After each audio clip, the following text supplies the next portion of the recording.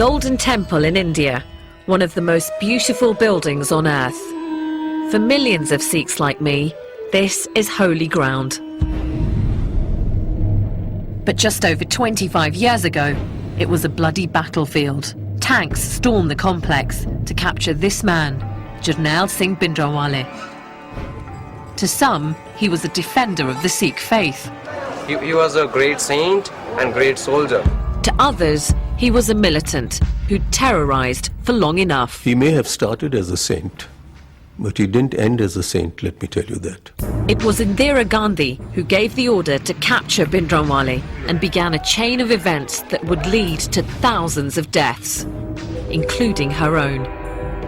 Many Sikhs call this their own 9/11.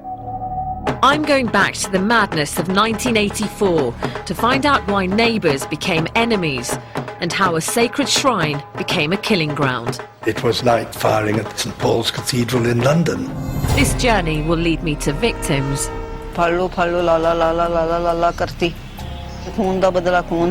and heroes. I feel proud that I have saved one life. And will make me see my own faith in a new way.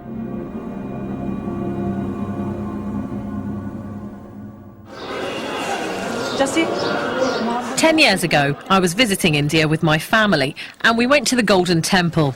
I was shooting a home movie, but then suddenly was overcome by the beauty and significance of the place. It was a truly spiritual moment. Oh, wow. So overwhelming, I had to stop filming.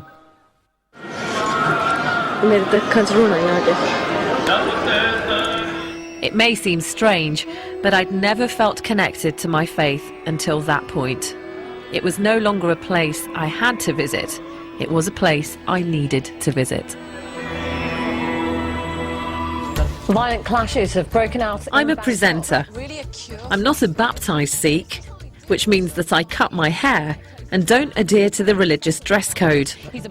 But since that visit to the Golden Temple, I've wanted to learn more about the faith I was born into. Sonia Deol is in fact a stage name.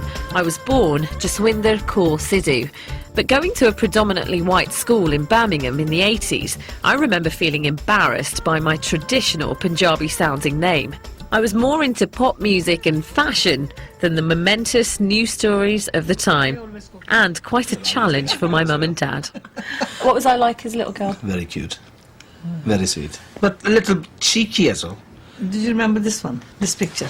This is going to the Gurudwara, I think. Yeah. I mean, Mum, you used to make me wear some really dodgy Indian suits. I can't believe you made me wear that. But we always think if you try to wear English clothes, you might be an English girl. If you put Indian clothes, suit, take you to the temple, you might be changed to into an Indian girl. Yes.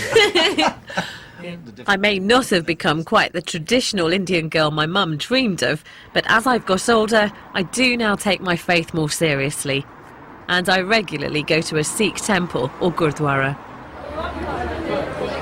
So this is my local place of worship. It's the Soho Road Gurdwara in Birmingham, and it's always busy. Lots of families coming here every day to worship.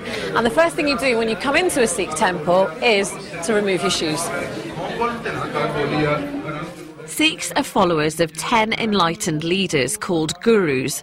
The first, Guru Nanak, taught that there is only one God and that men and women are equal. He stressed the importance of service to the wider community, so each Gurdwara has a free kitchen that anyone can enjoy. I've even seen Irish builders having their lunch break in here. The focus of any Gurdwara is the Holy Scriptures, or Guru Granth Sahib. We believe that this is not a book, but the definitive words of the Gurus. I know I'm biased, but my experience is that Sikhs work hard, often unnoticed, for whatever community they're part of. That's why these scenes from 1984 are so shocking. The whole of the front of it has been knocked out. There's rubble piled everywhere. You can only go into one. Because the Golden Temple is the symbol of Sikhism, millions around the world saw the army action quite simply as an assault on their faith. I don't understand why this attack took place and the tragic events that followed afterwards. For me, I think this journey is going to be an emotional one, at times a painful one, and I know it's going to teach me something about my own identity as a Sikh and how I'm going to cope with that. I don't know.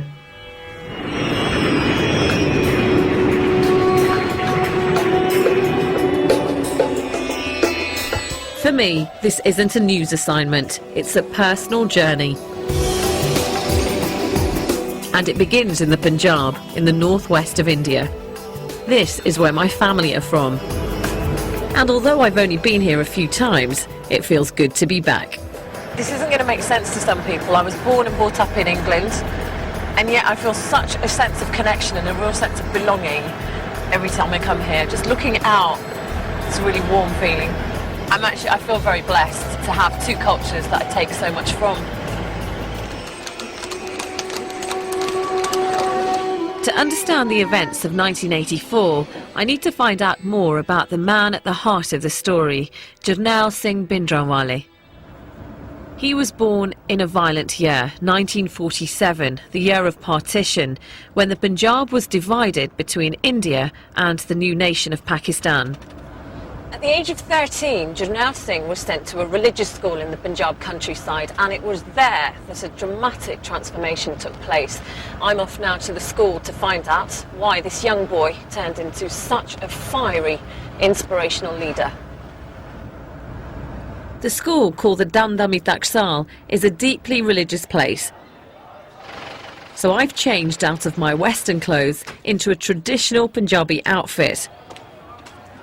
I must admit to feeling rather nervous about being here. This is a strict male-dominated community, and they may not approve of a Sikh woman with cut hair like mine. The Taksal is the place to go if you want to become a priest or preacher. The boys have a strict daily regime of prayer, exercise, but most important of all, learning the scriptures by heart. Sajit Singh Sodhi was a teacher at the Taksal when Bhindranwale joined in the mid-1960s. ਤੁਸੀਂ ਮੈਨੂੰ ਦੱਸੋ Bhindranwale ਕੀ ਦੂਜੇ ਬੱਚਿਆਂ ਤੋਂ ਵੱਖਰੇ ਲੱਗਦੇ ਸੀ ਤੁਹਾਨੂੰ? ਲੱਗਦੇ ਸੀ ਉਹ ਸ਼ਾਂਤ ਰਹਿੰਦੇ ਸੀਗੇ ਤੇ ਬਾਣੀ ਪੜ੍ਹਦੇ ਰਹਿੰਦੇ ਸੀਗੇ ਜ਼ਿਆਦਾ ਦੂਜੇ ਬੱਚਿਆਂ ਨੂੰ ਬਾਣੀ ਵੱਧ ਪੜ੍ਹਦੇ ਸੀਗੇ ਤੇ ਆਪਣੇ ਧਰਮ ਬਾਰੇ ਉਹ ਕਿਸੇ ਦੀ ਗੱਲ ਬਰਦਾਸ਼ਤ ਨਹੀਂ ਸੀ ਕਰਦੇ ਜੇ ਕੋਈ ਧਰਮ ਤੋਂ ਉਲਟ ਗੱਲ ਕਰੇ ਨਾ ਉਹ ਬਰਦਾਸ਼ਤ ਨਹੀਂ ਸੀ ਕਰਦੇ ਉਹਨੂੰ ਉਹ ਗੁੱਸੇ ਨਾਲ ਵੀ ਕਹਿੰਦੇ ਸੀ ਵੀ ਜੇ ਕੁਝ ਕਿ ਨਾਰਾਜ਼ਗੀ ਨਾਲ ਵੀ ਨਹੀਂ ਸੀ ਸਮਝਦਾ ਫਿਰ ਉਹਦੇ ਨਾਲ ਬੋਲਣਾ ਛੱਡ ਦਿੰਦੇ ਸੀ ਬੈਠਣਾ ਉੱਠਣਾ ਬੋਲਣਾ ਚੱਲਣਾ ਛੱਡ ਦਿੰਦੇ ਸੀ ਹਾਂਜੀ Bhindranwale was clearly a passionate student whose determination and devotion would mean that in 1977, aged only 30, he would become head of the Taksal. The boys today have more modest ambitions.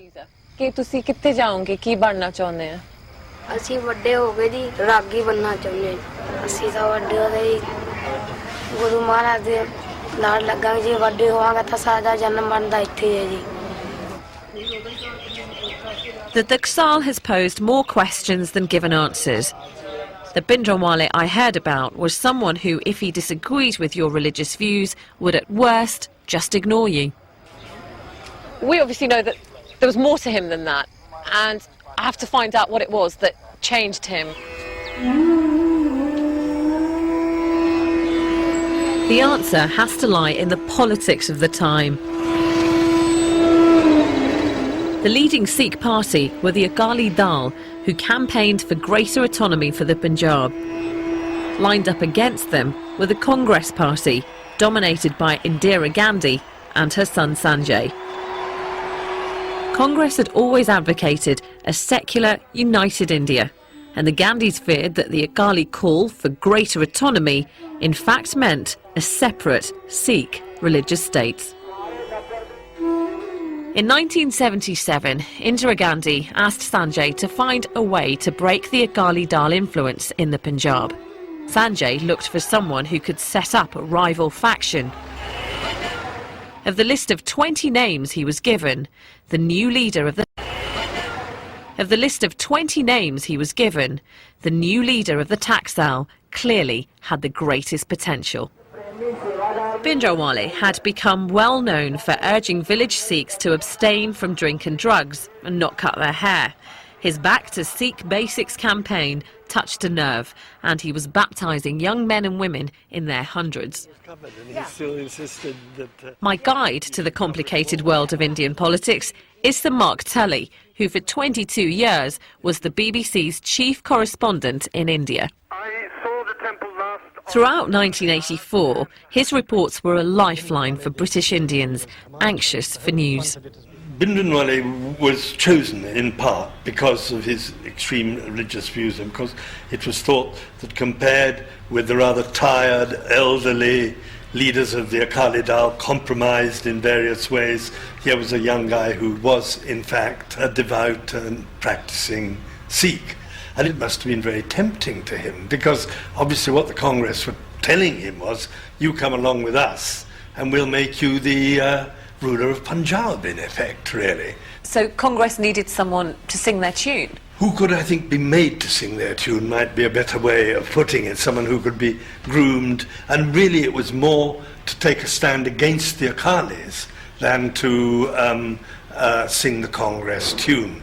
Do you think Bhindranwale was a natural politician? No, he wasn't really a natural politician.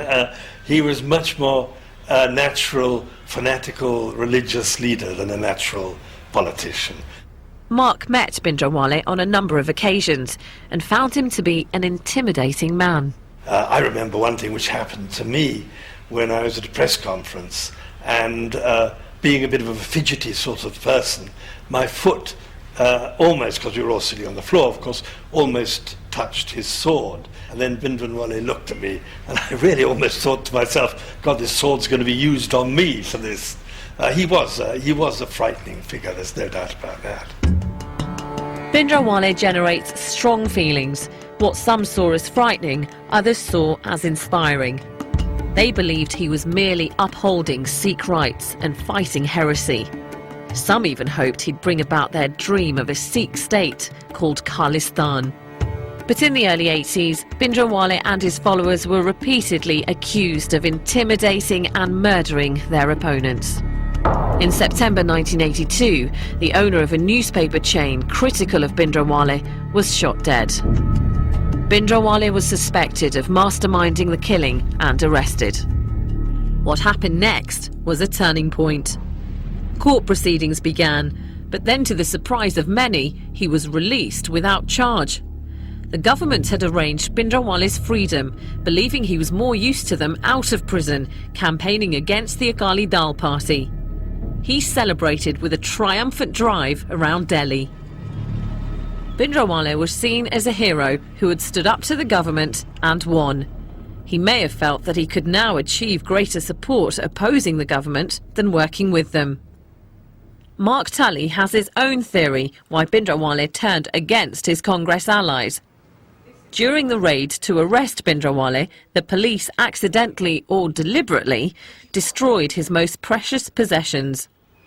During the arrest, the police managed to burn every sermon that Bhindranwale had ever preached, because Bhindranwale had a secretary who used to write down every sermon that he preached. And thereafter, Bhindranwale would frequently, when attacking the government, say, "What can you say about someone who kills your children?" His children being his sermons. And this really does seem to have been something which went into him very sharply.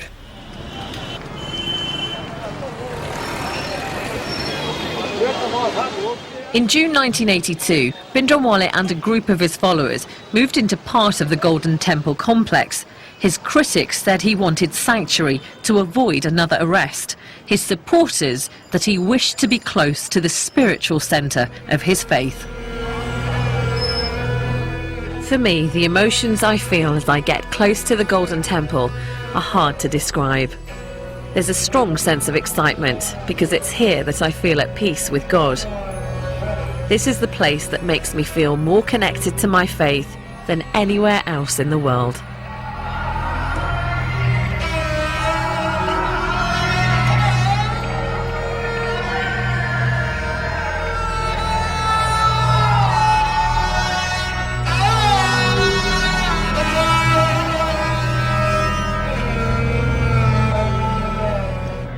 is the Golden Temple, or Darbar Sahib as Sikhs know it.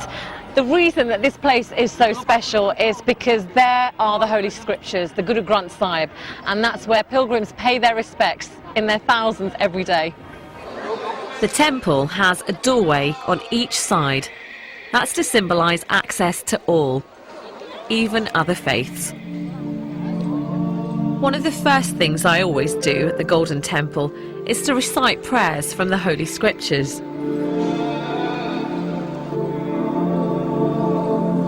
Although I'm surrounded by thousands of pilgrims, nothing distracts me.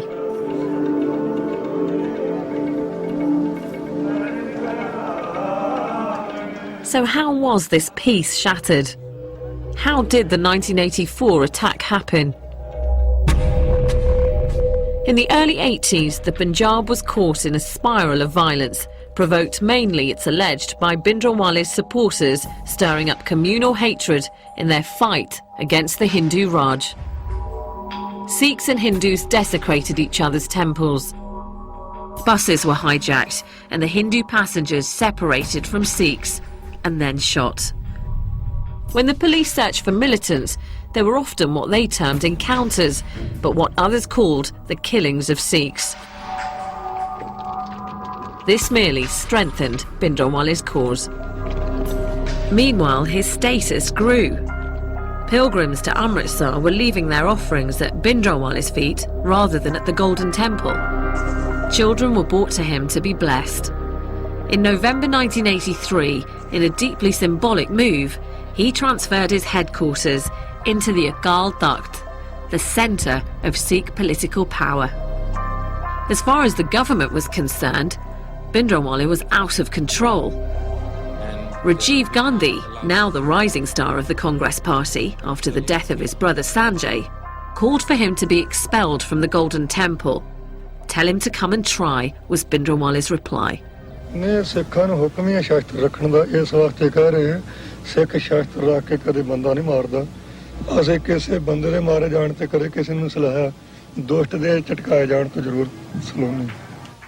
It was clear to journalists who visited the Akal Takht that Bhindranwale was getting ready for a fight. The scene was now set for a terrible and final showdown. On the 1st of June, a Sikh officer named Major General Brar arrived in Amritsar to coordinate the army plans to capture Bhindranwale. Still hopeful that some sort of settlement could be reached, Indira Gandhi made an appeal on the 2nd of June to the people of the Punjab. Don't shed blood, she said, shed hatred. It failed. The army received the order to proceed.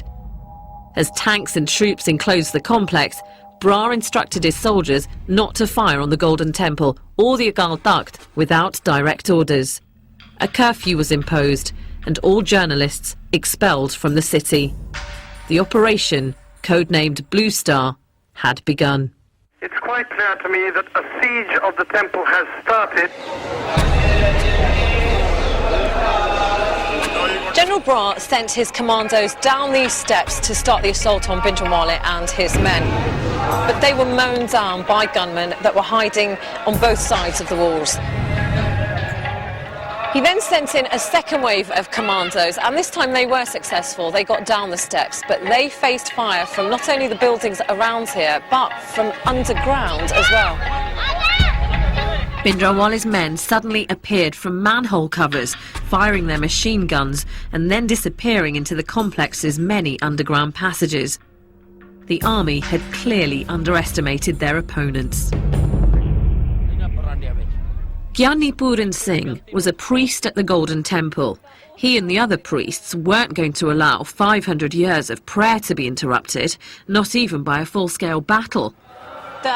This makes him a key eyewitness to Operation Blue Star. He was in the Akal Takht when he saw Bhindranwale in action.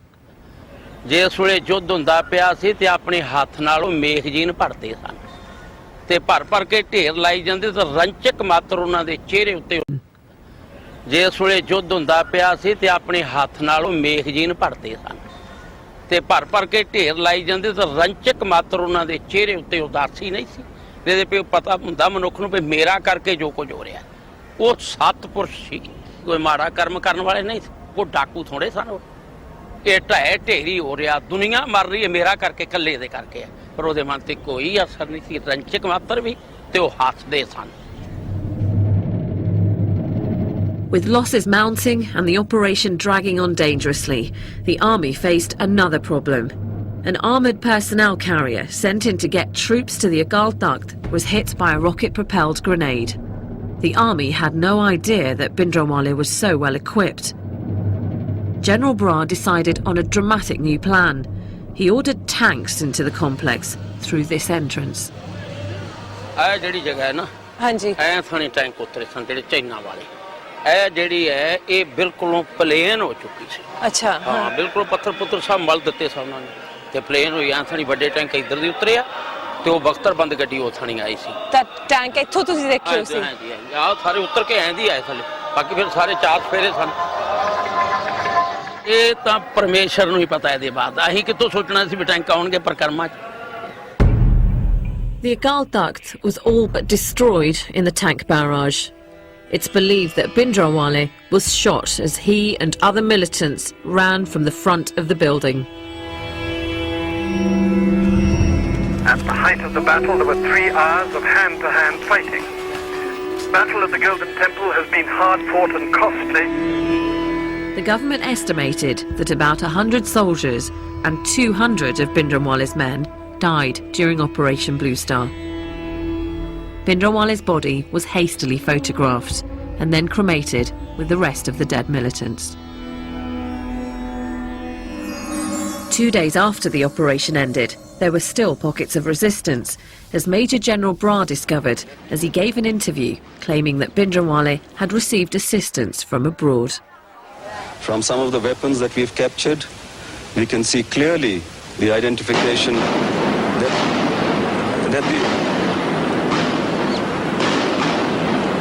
we can clearly establish that these weapons have been obtained from China or Pakistan. But there's another side to Operation Blue Star. It's the story of those caught in the crossfire. When the attack happened, these men, all from the same village, were in the temple complex along with their families and hundreds of other pilgrims to celebrate the anniversary of the martyrdom of the temple's founder. In the early hours of the 6th of June, these men claim the army stormed their hostel looking for Bhindranwale's men. Grenade hit ਸਾਡੇ ਕਮਰੇ ਗਏ ਸ਼ੀਸ਼ੇ ਵਿੱਚ ਦੀ ਸ਼ੀਸ਼ੇ ਵਿੱਚ grenade ਜਿਹੜੇ ਜੇ ਬੰਦੇ ਸਮਝਦਾ ਪਏ ਸੀ ਉਹ ਠੀਕ ਰਹੇ, ਜਿਹੜਾ ਬੰਦਾ ਬੈਠਾ ਸੀ ਬੱਚਾ ਸੀ, ਬੱਚਾ ਸੀ ਪੌਣੇ 2 ਸਾਲ ਦਾ, ਮਤਲਬ ਦੁੱਧ ਚੁੰਗਾਉਂਦੀ ਸੀ। ਜਦੋਂ ਦੁੱਧ ਚੁੰਗਦਾ ਤੇ ਉਹਦਾ ਗ੍ਰਨੇਡ ਨਾਲ ਸਾਰਾ ਪਾੜ ਗਿਆ, ਮੱਥਾ ਇੱਥਾ ਗਲ ਉੱਡ ਗਿਆ ਪਰੇ। ਤੁਹਾਡੇ ਸਾਹਮਣੇ? ਹਾਂਜੀ, ਸਾਹਮਣੇ ਵਿਚਾਲੇ ਬੈਠੇ ਸੀ ਸਾਡੇ। ਇੱਕ ਇਹਨਾਂ ਦੀ ਮੰਮੀ ਸੀ, ਇੱਕ ਮੇਰੇ ਘਰ ਵਾਲੀ ਸੀ, ਇੱਕ ਇਹਨਾਂ ਦੀ ਗੁੱਡੀ ਸੀ, ਤੇ ਇੱਕ ਬੰਦਾ ਅੰਮ੍ਰਿਤਸਰ ਜ਼ਿਲ੍ਹੇ ਦਾ, ਇਸੇ ਜ਼ਿਲ੍ਹੇ ਦਾ ਸੀ। ਉਹ ਚਾਰੇ ਉੱਥੇ ਮਤਲਬ ਮੌਕੇ ਤੇ ਹੀ ਮੌਤ ਹੋ ਗਈ। ਆਹ ਗੋਲੀ ਲੱਗੀ, ਆਹ ਗ੍ਰਨੇਡ ਦੇ ਟੁਕੜੇ ਵੱਜੇ ਇੱਧਰ ਦੀ, ਇਹ ਵੱਜਿਆ, ਆਹ ਇੱਥੋਂ ਦੇ ਟੁਕੜੇ, ਆ ਥੋੜੇ ਟੁਕੜੇ, ਆ ਇੱਥੋਂ ਦੇ, ਆ ਸਾਰੇ 24 ਰੌਣੇ ਵੱਜੇ ਜੀ ਬੱਚੇ ਦੇ। ਤੁਹਾਨੂੰ ਕੋਈ ਵੀ ਖਬਰ ਮਿਲੀ ਸੀ ਆਰਮੀ ਵੱਲੋਂ ਕਿ ਸੰਗਤ ਨਿਕਲ ਜਾਵੇ? ਨਹੀਂ, ਕੋਈ ਖਬਰ ਨਹੀਂ ਮਿਲੀ ਸਾਨੂੰ। ਖਬਰ ਤਾਂ ਜੇ ਮਤਲਬ ਮਿਲਦੀ ਉੱਥੇ ਮਰਨ ਨੂੰ ਕਿਹਦਾ ਜੀ ਕਰਦਾ ਵੀ ਅਸੀਂ ਇੱਥੇ ਮਰ ਜਾਈਏ। ਜਿਹੜੇ ਆਰਮੀ ਵਾਲੇ ਆ ਜਨਰਲ ਬਰਾਰ, ਉਹ ਤਾਂ ਕਹਿੰਦੇ ਆ ਉਹਨਾਂ ਨੂੰ ਅਟੈਕ ਕਰਨਾ ਪਿਆ ਸੀ ਕਿਉਂਕਿ ਅੰਦਰ ਅਤਵਾਦੀ ਸੀ।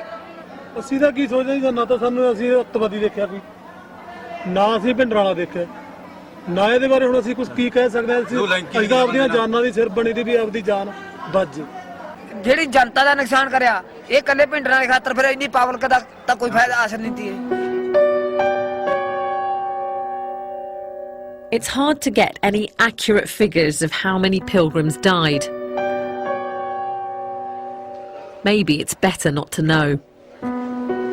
This has been a hard day, talking to the eyewitnesses and picturing the battle in this sacred place.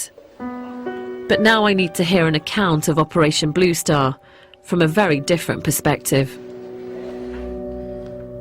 I'm waiting for the man who's at the heart of this story, Major General Brar. Because of the controversial decisions he took, he's needed police protection for over 25 years. We've had to keep the details of our meeting secret. I've done many interviews in my career, but none have felt quite so personal. First, I want to know how he copes with the constant threats to his life. It doesn't feel good, but what can you do about it? I got a call from my son who was in America some years ago, 2 years ago, to say that please go onto the net and open up a site. And there, as you open the website, they said, our number one enemy of the Sikhs today is General Kuldeep Singh Brar. There have been 6 assassination attempts on his life, which have not succeeded, but the 7th one will. So those of you who are in favor of joining in for this, click here. Are you scared? I'm not scared. There must be some fear. You're under constant protection. It's in your psychology, it's at the back of your mind, that's about it. The timing of Operation Blue Star outraged many Sikhs. It was launched during an important religious festival. The complex was full of pilgrims like those I met. Many were killed. Why did the army go in at such a sensitive time? The orders given were, please go in as soon as possible because things have gone to a very serious state. Bhindranwale is in total command of the situation, and the longer we allow this to happen, the more difficult it will be later on to curb it. It has nothing to do with any religious sentiments. And the question is that if pilgrims were inside, we lifted the curfew on the 3rd night to allow them to come out, those who wanted to come out. Many came out. But what about the eyewitnesses that said they didn't hear any of the announcements? That's not true. That's not true. I mean, there were loudspeakers blaring away all the time. But the fact is, it's very difficult to distinguish in the middle of the night who's a civilian and who's a militant. The firing is coming and the firing is being returned. And in crossfire, some civilians die and some militants die. It's not easy to differentiate. Why go in when you know there are pilgrims inside? How long do you wait? You wait the next day, we won't be able to go in. But where could Bhindranwale have gone if you had pretty much the whole place surrounded? No, it was not only a question of having the whole place surrounded. We would get surrounded in the next 24 hours. After all, how long can you keep this away from this news from traveling to the hinterland of Punjab? You'd have had thousands and millions of Sikhs with spears, guns, everything rushing to Amritsar, and that would be a very sad situation for a man in uniform. So you went in at that point for the safety of your own army? Not only the safety of our army, we had to accomplish the task. If we don't go in, forget the safety of the army, the task isn't going to get accomplished. But what about your responsibility to make moral decisions? This is the holiest, this is the centre of but I'm very sad. I'm very sad to tell you that it was no longer holy and sacrosanct. So if you're saying that morally we should have thought differently, what about those people who were inside? Was there any sanctity left inside the Golden Temple? Where's the morality of the people who were building bunkers in there and storing ammunition? I'm sorry, I have to disagree with you. What do you say to those people who see Bhindranwale as a saint, actually, and not a terrorist? He may have started as a saint, but he didn't end as a saint, let me tell you that. There was nothing saintliness about him at the time of Operation Blue Star. In the chaos of battle, the Golden Temple was hit and the sacred scriptures, the Guru Granth Sahib, was struck by a bullet. The Akal Takht all but destroyed. Did he accept any responsibility for the damage done?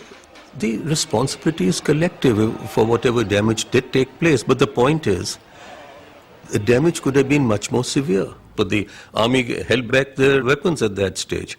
Wasn't Bhindranwale, and being such a religious man, concerned about the damage that could have been caused to the complex by sticking out and fighting and opening fire from all directions? 25 years on, do you now have any remorse or any regret about what happened? On the actions that I was asked to carry out, I was quite convinced that they were legitimate orders given and they had to be done. The remorse and sorrow is there for those human beings who lost their lives. One feels sorry for them. One doesn't only feel sorry for the innocent people who've lost their lives, but even those who are not innocent who lost their lives, those who were the militants there, because after all they have families also. And don't ever, those who were the militants there, because after all they have families also. And don't ever think that those who were involved in this operation didn't feel remorse or pity or sadness or sorrow. They did for whatever happened. No one likes to kill. No one likes to destroy. No one likes to hurt. What impact has this had on you personally? It is an enormous impact. Once you put on your uniform, you have to accept these things. You have to accept the fact that there will be ups and there will be downs. But was this a price worth paying? I don't know. I really don't know. General Brar is clearly critical of Bhindranwale. In fact, I did meet other Sikhs who felt Bhindranwale should not have been in the Golden Temple complex in the first place, but they weren't prepared to say that on camera. Bhindranwale still has passionate supporters who see him as a martyr and are unhappy with any criticism of their dead leader. Close to the Golden Temple, I came across a bookstall selling all kinds of Bhindranwale memorabilia. What does it say on the back of his t-shirt there? It's written Bhindranwale Babbar Shera. How old are you? I'm 18. 18. And is Bhindranwale a hero for you? Yeah. He was a great saint and great soldier. How are you connecting with what he says? By reading books, by listening from other people. So, you are Indian? I'm Indian, yes. You believe in Mahatma Gandhi? You were not at the time of Mahatma Gandhi, but you say that he is the father of nation. Why? By listening, by reading books. So same with me. As a Sikh boy today, is anyone attacking your faith? Attacking? Not personally, but in schools people attack. But you personally haven't seen anything yourself? Although Satnam feels a sense of injustice, he's clearly struggling to find any evidence to back it up. I'm encouraged that things have changed a great deal since 1984.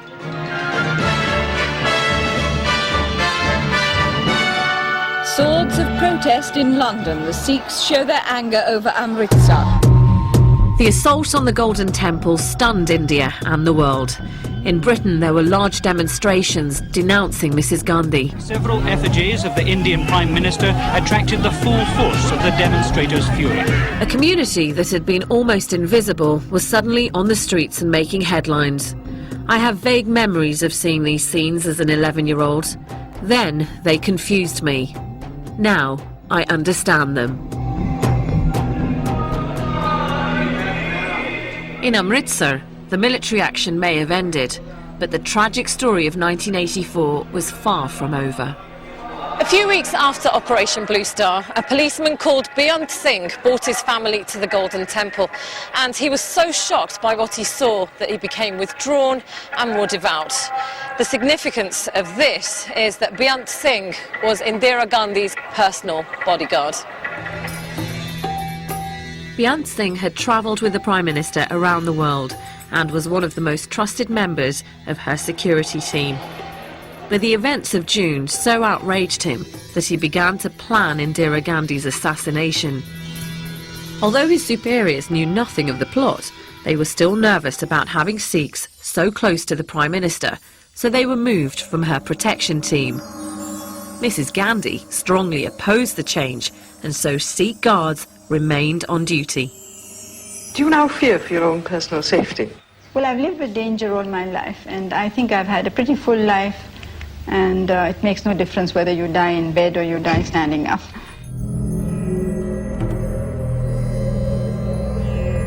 On the morning of the 31st of October, Indira Gandhi left her home in Delhi to take part in a TV interview.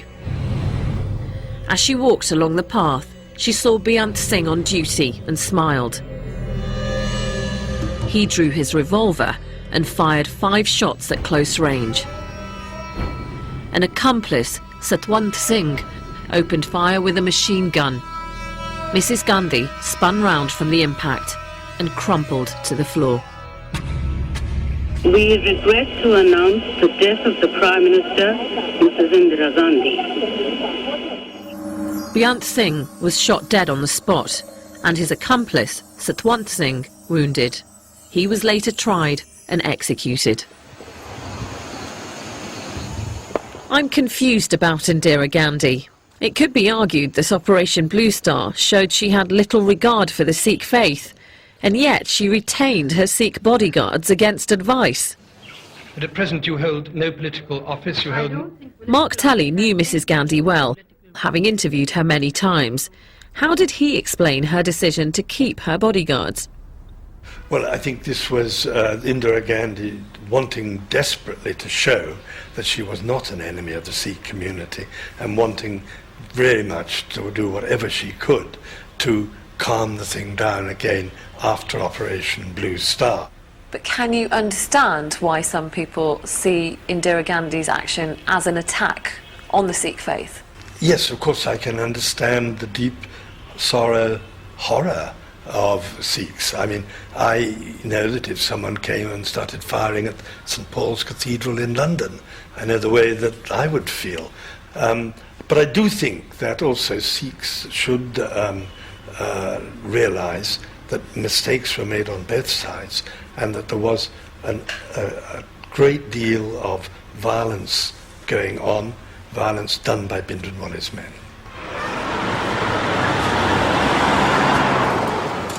In 1948, when Mahatma Gandhi was assassinated, India was stunned. But the fact that the killer was one of their own meant there wasn't a violent reaction from Hindus.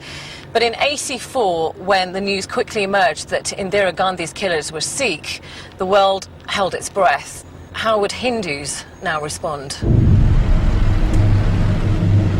As Mrs Gandhi lay dead in a Delhi hospital, a married couple called Gurmeet Singh and Mahinder Kaur set off by train from the Punjab with their baby daughter to start a new life in Mumbai. They carried with them all their possessions and ambitious hopes for the future.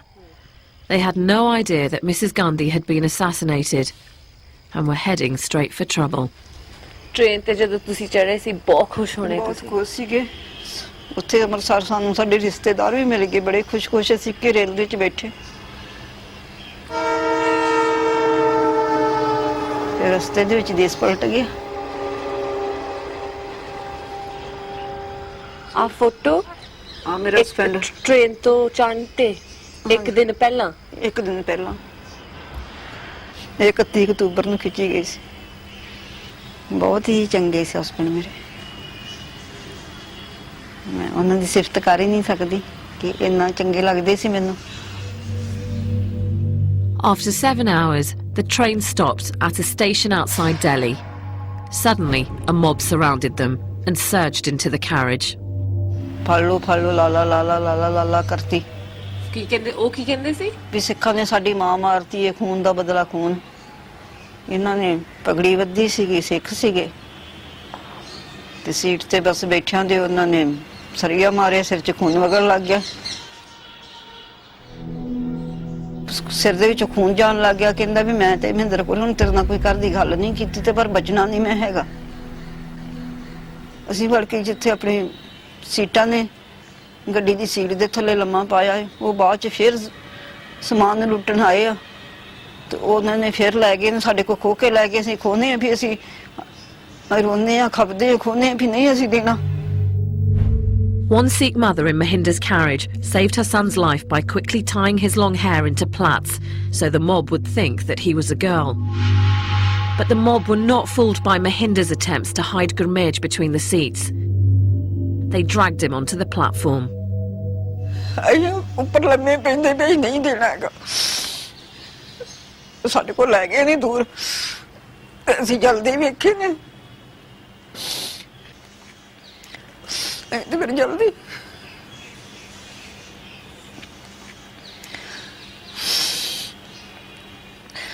ਪਤਾ ਮੈਨੂੰ ਕਹਿਣ ਲੱਗਿਆ ਵੀ ਇਹ photo ਤਾਂ ਮੜਾਉਣੀ ਆ ਜੇ photo ਸੋਹਣੀ ਆਏਗੀ ਤੇ ਮੈਂ ਆ ਕੇ ਮੈਂ ਬਾਅਦ ਚ ਜੱਜਮੈਂਟ ਕਰੂੰਗਾ ਫੋਟੋ ਆਪਾਂ ਤੇ ਜੇ ਫੋਟੋ ਸੋਹਣੀ ਤੇ ਫਿਰ ਮੜਾਉਣੀ ਨਹੀਂ ਤੇ ਮੜਾਉਣੀ ਨਹੀਂ ਉਹਨਾਂ ਦਾ ਬਚਨ ਸੀ ਫਿਰ ਉਹਨਾਂ ਦੇਖੀ ਨਹੀਂ ਮੈਂ ਮੜਾਈ ਨਹੀਂ It's been a difficult time for Mahinder. Since 1984, she's raised her daughter alone. But recently, after a long battle,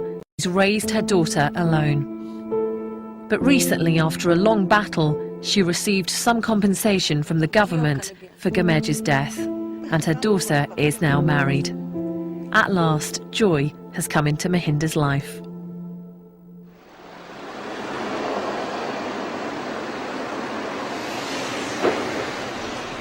Can you just tell us where we're going? To try and understand how the terrible violence began, I'm with Ashok Vahi, a news photographer based in New Delhi. In 1984, he was at the hospital where Indira Gandhi was taken to get shots of the crowd outside. But then he came across a very different story. Firstly, it was not allowed to go inside the hospital. Then one of the hospital security has come. He knows me. And he said, hey, listen, you can have a very good picture that some of the Sikh boys, young boys, are inside the casualty. Emergency. I went inside. Immediately I made my camera and took one, two shot took. What Ashok had discovered was a group of terrified young men, beaten and robbed of their turbans. News had got out that Mrs. Gandhi's killers were Sikhs, and a mob was out for revenge. Is that blood on his shirt? Yeah, that is blood. Now you can see their faces. See this boy. See their eyes. How they feel. If we go out, huge crowd is there, they will be again attacked by public.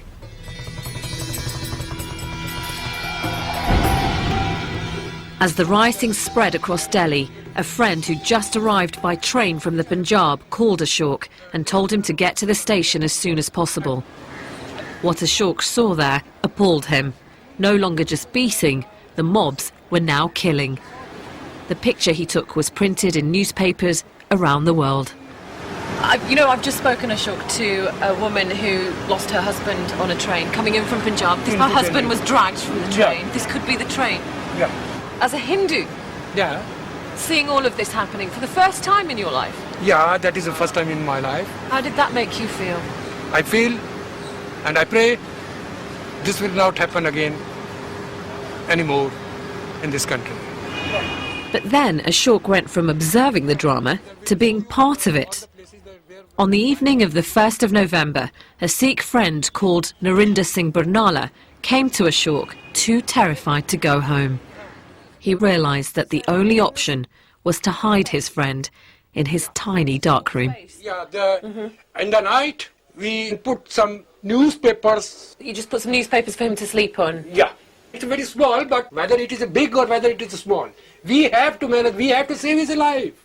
So how long did you keep him in this very tiny space for? 2 days. Did you have any moments where you nearly got caught out? Yeah, it was a 1 or 2 times there was a chances when the mob came outside my office and they are trying to burn one Sikh shop here. What would have happened if somebody had found out? He can be shot dead. He can be beaten like anything because people are very scared. So standing in this space after 25 years, how does it make you feel talking about this? I feel proud of me that I have saved one life. I have saved my friend's life. I'm proud of me. I'm proud of you. Thank you. You. Thankfully, Ashok was one of many Hindus whose first thought was to protect Sikh friends and neighbours.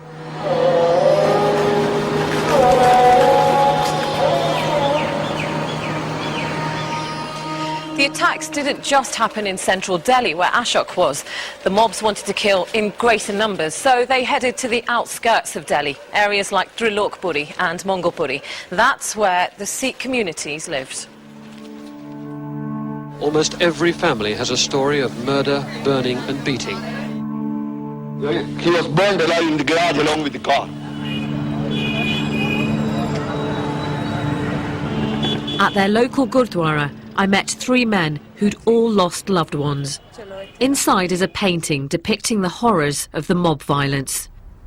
The local Sikh community had described their ordeal to a painter, and slowly a macabre picture was created. ਇਹ ਦੇਖੋ ਜੀ ਅੱਗ ਲਾਈ ਹੋਈ ਏ ਇਹ ਕੋਈ ਮਤਲਬ ਗੋਲੀ ਨਾਲ ਮਾਰ ਰਿਹਾ ਹੈ ਇਸ ਤਰ੍ਹਾਂ ਮਤਲਬ ਇੱਕ ਜ਼ੁਲਮ ਹੋਇਆ ਹੈ ਮਤਲਬ ਕਿਸੇ ਨੂੰ ਗਲੇ 'ਚ ਟਾਇਰ ਪਾ ਕੇ ਤੇ ਮਾਰਿਆ ਗਿਆ ਹੈ ਕਿਸੇ ਤੇ ਪੈਟਰੋਲ ਛਿੜਕ ਕੇ ਮਾਰਿਆ ਗਿਆ ਹੈ The men's story is made worse by the fact that they allege that the riots were no disorganized rampage. जो पुलिस सी ਉਹਨੇ ਆ ਕੇ ਸਾਨੂੰ ਧਮਕਾਇਆ ਕਿ ਜਾਂ ਤਾਂ ਤੁਸੀਂ ਆਪਣੇ ਘਰਾਂ ਵਿੱਚ ਚਲੇ ਜਾਓ ਨਹੀਂ ਤਾਂ ਫਿਰ ਅਸੀਂ ਤੁਹਾਨੂੰ ਮਾਰਾਂਗੇ ਜੇ ਤੁਸੀਂ ਘਰ ਚਲੇ ਜਾਓਗੇ ਤੇ ਅਸੀਂ ਤੁਹਾਡੀ ਰੱਖਿਆ ਕਰਾਂਗੇ ਤੇ ਹਰ ਬੰਦਾ ਆਪਣੇ ਆਪਣੇ ਘਰ ਪਰ ਚਲਾ ਗਿਆ ਉਸ ਦਿਨ ਫਿਰ ਉਹਨਾਂ ਨੇ ਗੁਰਦੁਆਰਾ ਸਾੜਿਆ ਸਭ ਤੋਂ ਪਹਿਲੇ ਗੁਰਦੁਆਰੇ ਸਾੜ ਕੇ ਫਿਰ ਜਿਸ ਤਰ੍ਹਾਂ ਪਤਾ ਲੱਗਿਆ ਵੀ ਘਰਾਂ ਵਿੱਚ ਅਸੀਂ ਵੜ ਗਏ ਹਾਂ ਤੇ ਫਿਰ ਉਹਨਾਂ ਨੇ ਆਪਣੇ ਬੰਦੇ ਛੱਡ ਦਿੱਤੇ ਕਿਸੇ ਹਰ ਘਰ ਤੇ ਕਿ 100 ਕਿਸੇ 200 ਕਿਸੇ 50 ਬੰਦਾ ਸਮਝੇ ਨਾ ਅਸੀਂ ਕਿਸ ਤਰ੍ਹਾਂ ਹੀ ਕੱਪੜੇ ਪਾ ਕੇ ਜਨਾਨੀਆਂ ਦੇ ਕੱਪੜੇ ਪਾ ਕੇ ਤੇ ਅਸੀਂ ਕਿਸੇ ਤਰ੍ਹਾਂ ਵੀ ਜਨਾਨੀਆਂ ਸਾਨੂੰ ਲੁਕਾ ਕੇ ਤੇ ਆਪਣੇ ਘਰੋਂ ਕੱਢਤਾ ਤੇ ਅਸੀਂ ਬਾਹਰ ਚਲੇ ਗਏ ਉਸ ਤੋਂ ਬਾਅਦ ਜੋ ਕੁਝ ਹੋਇਆ ਉਹਨਾਂ ਬੀਬੀਆਂ ਨਾਲ ਵਿਧਵਾਵਾਂ ਨਾਲ ਜਿਸ ਟਾਈਮ ਵਿਧਵਾ ਪ੍ਰੈਜ਼ੈਂਟ ਨੇ ਉਹਨਾਂ ਨਾਲ ਸਾਰੀ ਅੱਖਾਂ ਨਾਲ ਉਹਨਾਂ ਨੇ ਵੇਖਿਆ ਸੀ ਇਹਨੂੰ ਗਲੇ 'ਚ These three men had an extraordinary escape. It's estimated that about 3,000 Sikhs were killed in Delhi alone. 50,000 fled the city. It's chilling to think that the violence may have been made worse by those that should have protected them. The human cost of the barbarity can be found in these block of flats. Here, women who lost husbands and sons were resettled in what's become known as the widows' colony. For them, what they saw just over 25 years ago is still raw and deeply painful. हम तो दोषी नहीं हुए ना पर गरीब मार कर दी 3 बेटे मार दिए बड़ा मार दिया पोता मर गया हमारे घर में मरते तो ना गया ना आप बताएं आपके परिवार पर क्या बीती गई क्या हुआ था मेरे 4 लड़के 4 लड़कों को मेरे को जला दिया मट्टी का तेल दुनिया के कमरे में निकलते रहे वो घेर घेर के जलाते रहे टायर भी लगा दिया बीच में दोनों के और आग लगा दी हाय मम्मी हाय पापा हाय मम्मी हाय पापा कर रहे और हम उधर रो रहे आपने देखा अपनी आंखों से देखा ये वाला लड़का मुंडा पड़ा सोटी से मारा लाठी से ऐसा सो रहा लड़का हमारा दिन भर दिन आपकी जिंदगी आसान होती है कि नहीं जब हम हमारा अंतकाल होएगा ना ये दुख तो तभी भूलने वाला बेटा जिंदगी में तो भूलने वाला ही नहीं ये तो नहीं भूल सकते I didn't realise it was going to get tougher this journey. Talking to families who have lost several generations, sons, husbands, grandfathers, and all in the name of religion, it makes me feel sick to the stomach. I was just sitting there thinking, for me personally, my dad is my rock. I can't imagine my life without a father figure, without my dad. I can't imagine my life without my dad. And they've lost all their male figures in their family, and that's really hit me more than anything.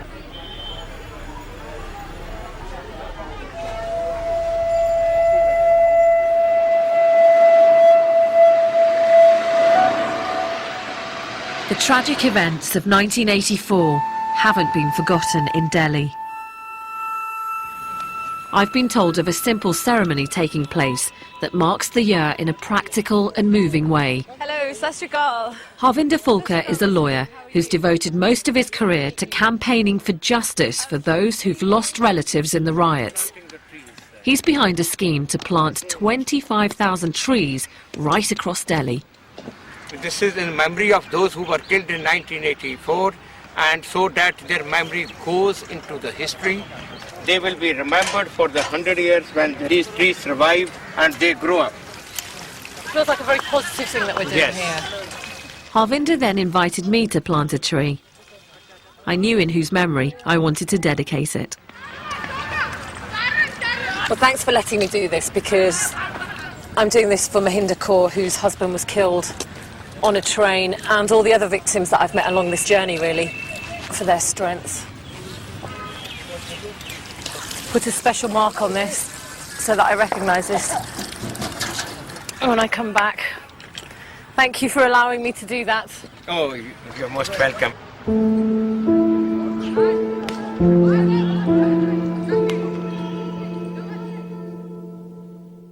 One group had tried to take refuge in their temple. One group had tried to take refuge in their temple. It was set on fire, their bodies dumped in a ditch.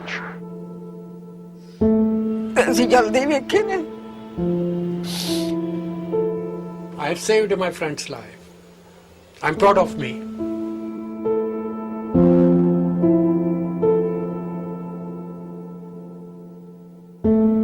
Although Harvinders fight for justice and a proper inquiry into the Delhi violence continues, India today feels a more integrated nation.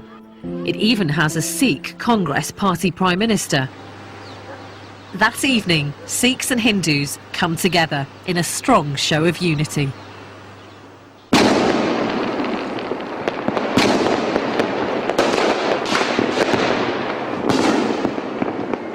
Pretty painful journey for me so far, but what's fantastic about this moment is that it's the festival of Diwali, which is the festival of light, celebrating the victory of good over evil, light over dark.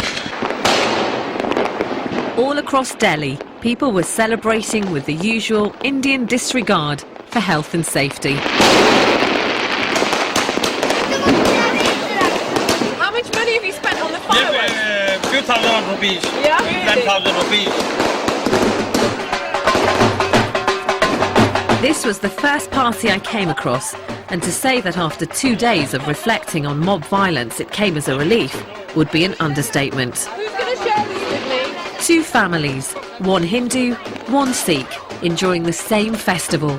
Politics and religion irrelevant. This is just one street.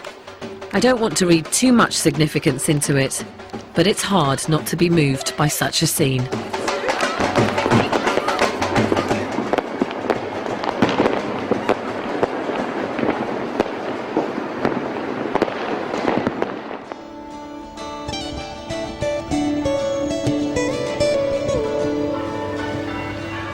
I've returned home to Britain to explore the importance of 84 to Sikhs here and to make some decisions of my own. In Britain, Sikhs watched helplessly as events unfolded in India. They demonstrated in their thousands and welcomed family members who fled the violence. Inderjeet Singh is one of the leaders of the British Sikh community. We protested, we wrote letters, we placed adverts in the daily newspapers. We did everything we could. It was reacting to the outrage that Sikhs wanted to demonstrate to the world.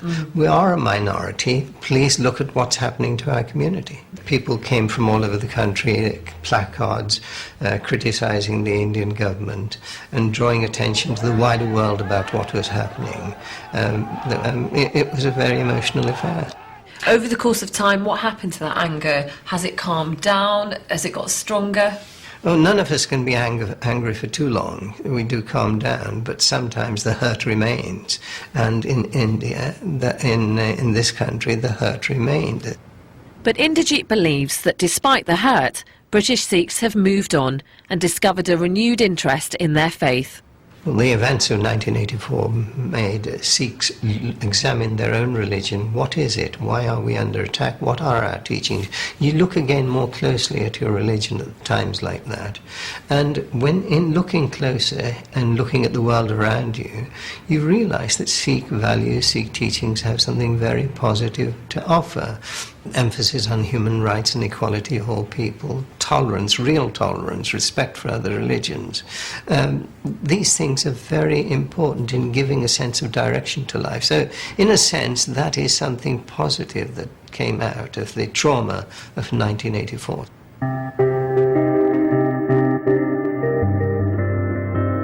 As I near the end of my journey, my head is in a whirl. My questions are now more personal than political. Learning about 1984 has affected me deeply. But what should I do now? Should I be making changes to my life? I'm heading north to meet a young woman who I hope can give me some clarity. 1984 has played a huge part in Ravinder Kaur's life. I find her at the Gatka martial arts class in Doncaster that she runs with her husband. This is Gatka in full swing. They wanted to take the anger they felt at the events of 25 years ago and channel it into something positive. Gatka is, as much as it is martial, is very spiritual as well. We come from such a rich history, it's criminal to almost leave it behind. Bless us with the ability to be able to carry on this martial art.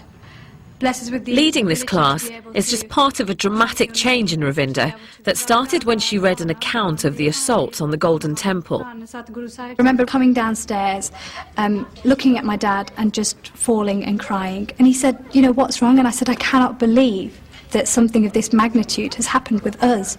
And here I am, completely lost. I don't have a clue as to who I am. So before you were baptised in 2005, was your hair short? What was it like? My hair wasn't short, but it was curly. I didn't have a turban. I didn't, I didn't dress the way that I do. Did you look more like me? Absolutely. And are you more content now? Prior to 2005, I'd walk with my hunched shoulders, down the street. And I was almost, to be honest, I was just another brown face in the crowd. To me, that's what I was. Now I walk with a presence, and that presence is only there, I can say, absolutely, most definitely, it's only there because of my turban. I admire Ravinder Kaur for the changes she's made, especially her decision to wear a turban. And I keep thinking of all the people I was told about who were attacked or killed because they wore a turban. I've realised for the first time quite how important it is for a Sikh to be identified as a Sikh. And that's made me question how I look and practice my faith. If I'm honest, I'm a Sikh who's bending the rules to suit herself. I'm avoiding the tougher decisions. And even though I feel guilty, becoming baptised would be a huge challenge. Never being able to cut my hair would be very difficult for me to follow, especially as a woman living in the West doing the job that I do. I don't know whether I will ever get to that point. Who knows? At the moment, I'm still travelling on that path. I'm not quite there yet. But I've experienced something I never thought would happen. For the first time, I actually feel connected to my full Sikh name. After going on this journey, that's the one significant change that I have really, really felt. I'm so proud of the name that I was given by birth, my proper full Sikh name, and the frustrating part of this is that I can't go back to being Jaswinder Kaur Sidhu. I have to be Sonia Diol, because that's how everybody knows me. But if I could, I would right now change it to Jaswinder Kaur Sidhu, which just makes me feel brilliant inside. As for the events of 1984, the attack on the Golden Temple should never have happened. It was ill thought out, and the repercussions were devastating. I used to think 84 was all about politics. Now I think it's about innocent people and the high price they've had to pay. I can never again visit India without feeling the grief and sadness of those I met.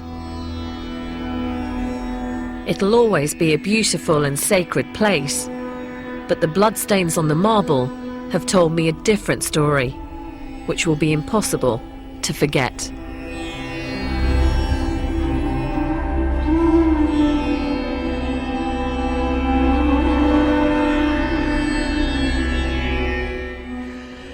You can join Sonia Diol on the BBC Asian Network for discussion, music and interviews, Friday afternoons from 1.